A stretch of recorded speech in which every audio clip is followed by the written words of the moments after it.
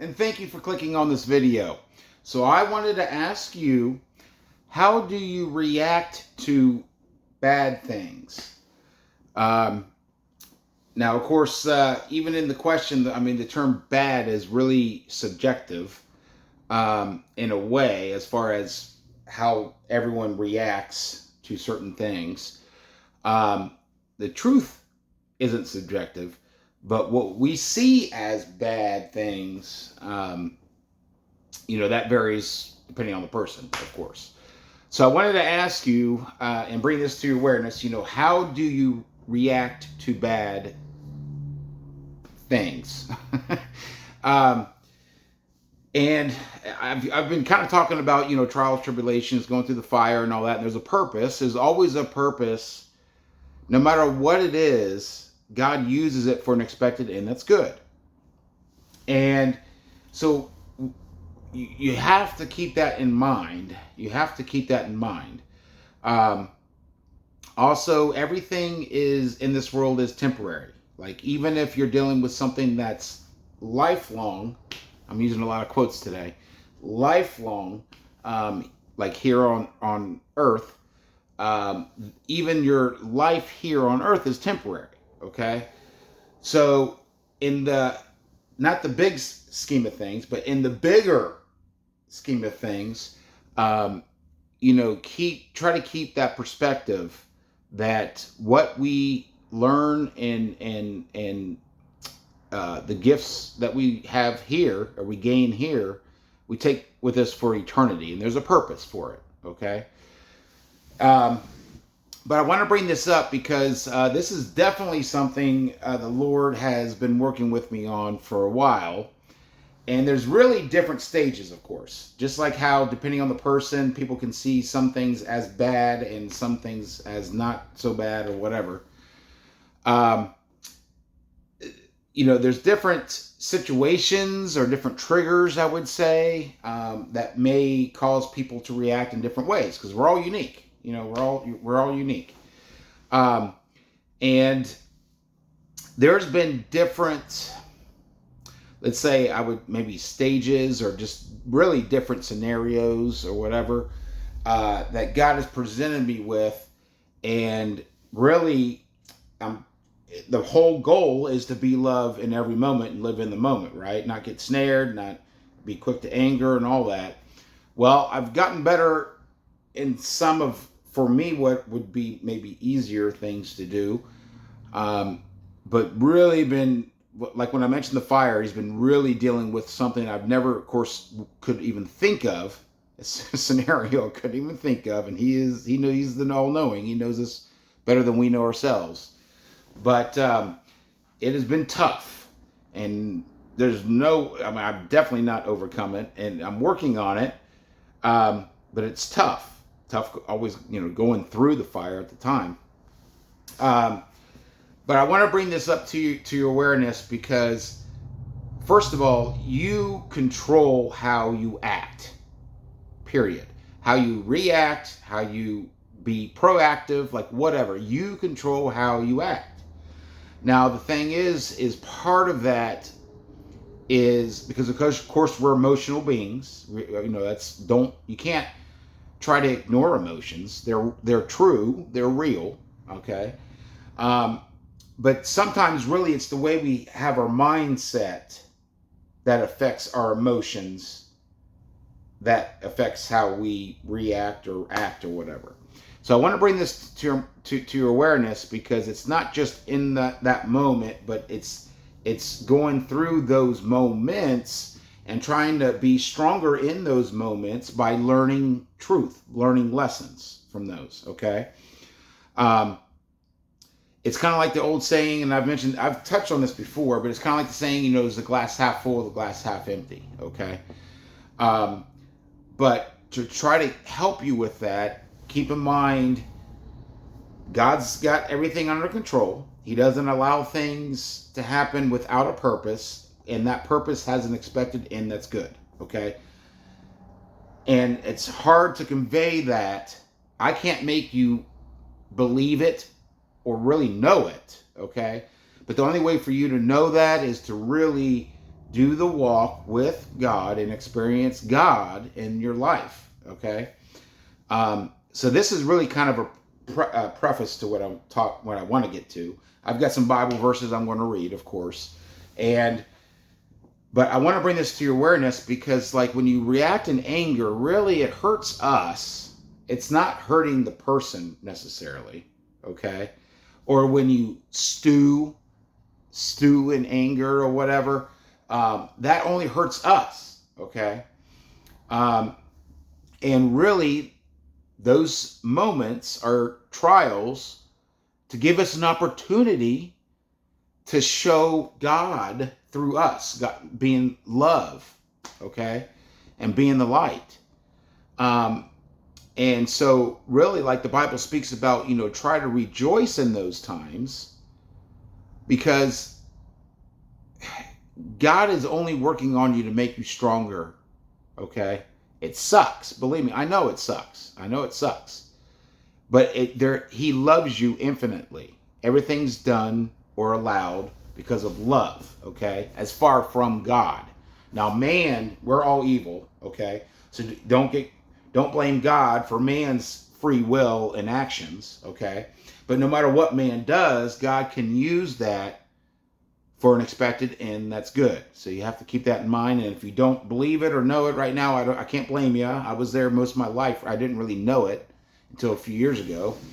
But the only way for you to really know is to experience it. And the only way to experience it is to keep God in your life every day and talk to him and walk with him, okay? So, but anyways, getting back to to react, how do you react when bad things happen? Again, first of all, you control how you act in any moment, no matter what your emotions are. And that's why part of this journey is to learn how to control and use our emotions, because our emotions are more real than many things, or more real than what most of us really believe. Like I've heard even experts say, talk about try to suppress. You don't want to suppress anything. You got to face truth. You always have to be authentic and face truth. But when you face truth and you don't like what you see, then that allows you to be aware of it, to change it. Okay? So don't get snared, but just try to change it if you need to. But anyways, first of all, you choose how you act, no matter what. Okay? So don't use that as an excuse. Oh, he made me mad, or they made me mad, or they did this and that, and then blah, blah, blah, blah. That's why I did this. Well, that's maybe why you did it, but still, you control what you do. All right? So that's the first thing you really have to learn and understand. It was one of the things, like it was one of the mind-blowing things in my mind, because you're kind of programmed to react certain ways in certain situations. And those ways that you're programmed to react in this world that is ruled by agents of darkness is not necessarily with love and compassion and kindness and understanding. And that's why it's hard to kind of reprogram yourself. It's kind of hard to do that. Because we have free will, he can't do it for you. He's there to help you. And when you stay focused on him and understand that he gave his life for you, puts things into perspective. Maybe that thing that annoyed you isn't so bad. Okay?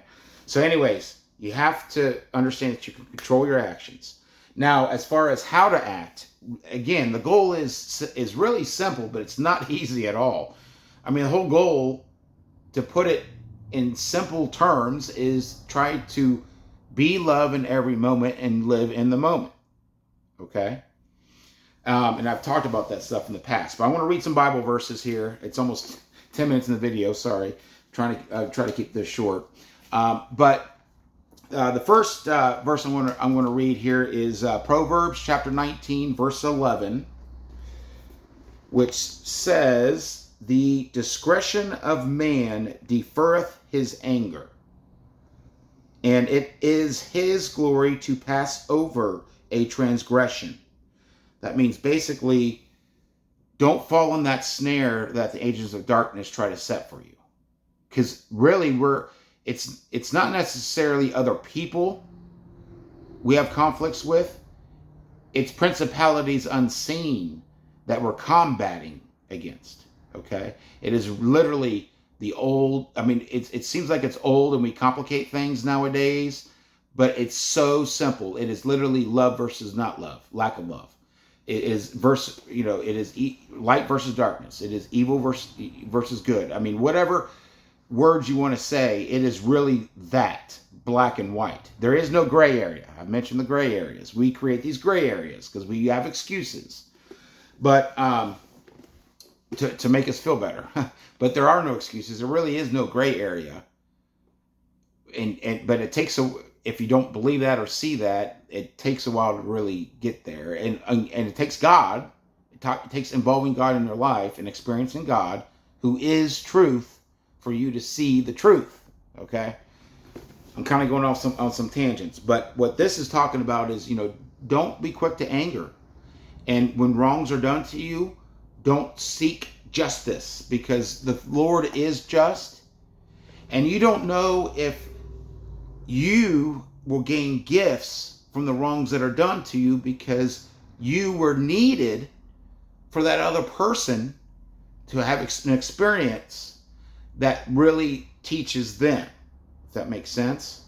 It's not always about you. It's not always about you. It's not always about you. And we see things, of course, when you're more of a selfish mindset or in that mode, you see things from that perspective.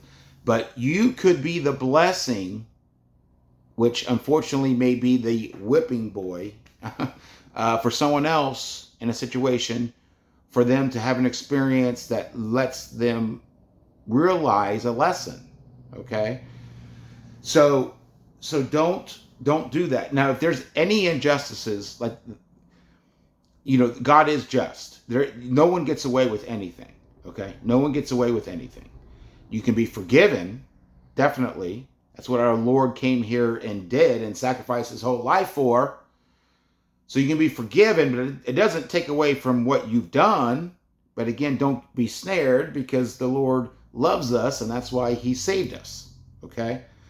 So the truth is, though, you still are responsible for what you've done. Okay?